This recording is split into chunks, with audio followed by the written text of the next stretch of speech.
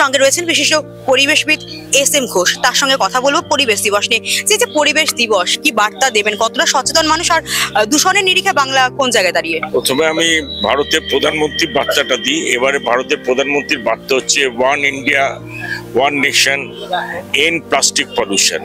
অর্থাৎ প্রায় এক দশক ধরে আমরা প্লাস্টিক পলিউশনটাকে কন্ট্রোল করার চেষ্টা করছি, কিন্তু দেখা যাচ্ছে যে বছরের পর বছর পার হয়ে যাচ্ছে, বাজার থেকে সিঙ্গেল ইউজ প্লাস্টিক আর বাজার থেকে উঠছে না, সে পাওয়া যাচ্ছে, আরো বেড়ে যাচ্ছে।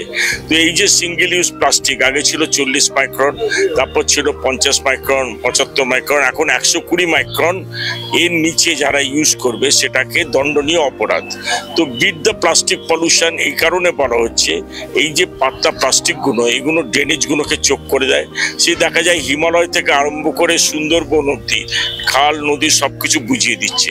তাই জন্য এবারে আমাদের বলা হয়েছে যে প্লাস্টিক মুক্ত করতেই হবে এবং আমাদের একটা টার্গেট দিতে হবে যাতে সারা দেশে 120 মাইক্রনের নিচে প্লাস্টিক যেন ব্যবহার না করা হয়। কিন্তু মানুষের কতটা হুঁশ ফিরছে? কারণ এখনো কিন্তু প্লাস্টিক বাজারে গেলে বা দোকানে গেলে সর্বত্রই কিন্তু প্লাস্টিক বিরাজমান।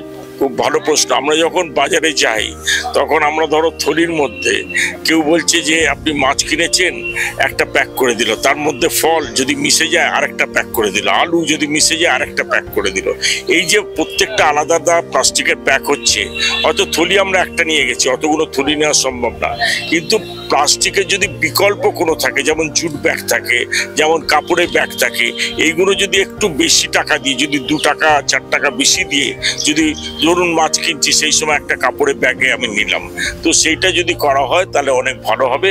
অর্থাৎ আমাদের সচেতনতাও যেমন দরকার, সব থেকে আগে দরকার যারা প্লাস্টিক এই ব্যাগগুলো প্রোডাকশন করছে, অর্থাৎ উৎস মূলে তাদেরকে বন্ধ করতে হবে। কারণ এটাই আমাদের ভারতের সিদ্ধান্ত আছে যে ম্যানুফ্যাকচার বন্ধ করতে হবে, ট্রান্সপোর্টেশন বন্ধ করতে হবে, তারপর কনজিউমার। কিন্তু আমরা সবসময় কনজিউমারদের আগে দোষ দিচ্ছি, কিন্তু আগে যারা তৈরি করছে সেখানে আগে বন্ধ হওয়া দরকার।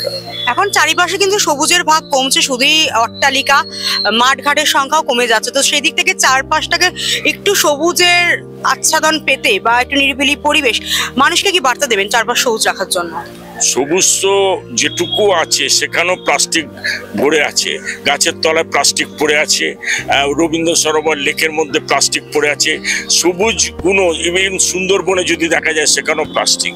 তো যেখানে সবুজ রক্ষা করতে হবে সেখানে যেন সেই জায়গাটা পরিষ্কার থাকে, অর্থাৎ keep your city green and clean, সবুজও রাখুন, পরিষ্কারও রাখুন।